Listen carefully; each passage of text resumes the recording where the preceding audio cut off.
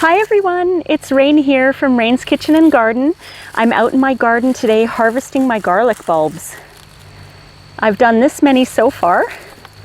I'm just shaking some of the dirt off them.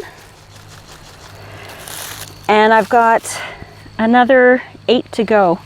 I only planted 16 bulbs last fall because, and I'll show you why, this is actually my harvest from 2021. 1 year ago, I harvested 67 bulbs of garlic. And I hung them in my shed all winter long. They actually froze, which wasn't great. They're still usable, but they don't have that crunchy kind of consistency that you like in a garlic. They're kind of mushy, but I still use them. I still have plenty of that left. So last year I made the decision to only plant in my small bed here 16 bulbs. But I realize now that I'm going to run out this winter. So I may have to do store-bought. Oh my goodness.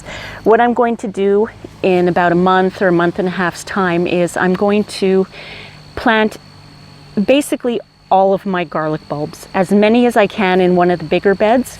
I'd like to have 80 to 100 plants if I can, so that I have more than enough for a whole year. And instead of hanging them in my shed this winter where it was just too cold for them, I'm going to hang them in my basement. I think that they'll be okay in the basement. And what you can do is, oh, this is so rewarding, I can't even describe it. You can become self-sufficient with garlic, actually.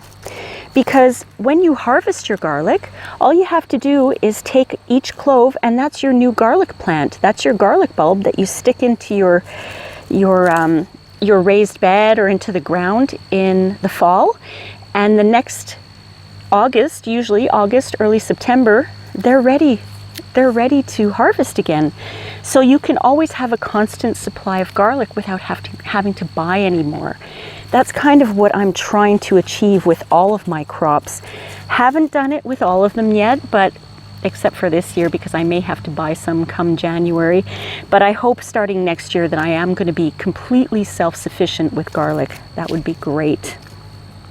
So this is just a quick video for you. The garden will be winding up soon. I still have my potatoes to harvest. I have lots of potatoes to harvest, but they may be in the ground for another month. I'm going to wait and see how things go. Right now I had to get my garlic out. I've got 2 more to do. How are you doing? How's your garlic? How's your garlic? If you plant garlic, how's your garlic going? How's your garden? Did you plant a garden? Do you enjoy gardening? All right, I've got them all out of the ground. So what I'm going to be doing is I'm going to tie these together and I'm going to hang them in my shed because they need to air dry for about, I'd say 2 weeks is a good time, because the skin around the garlic bulb is very delicate right now.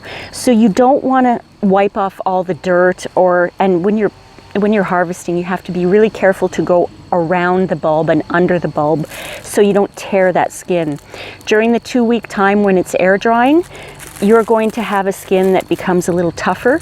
So, you know, the white skin that you pull off when you're cutting your garlic.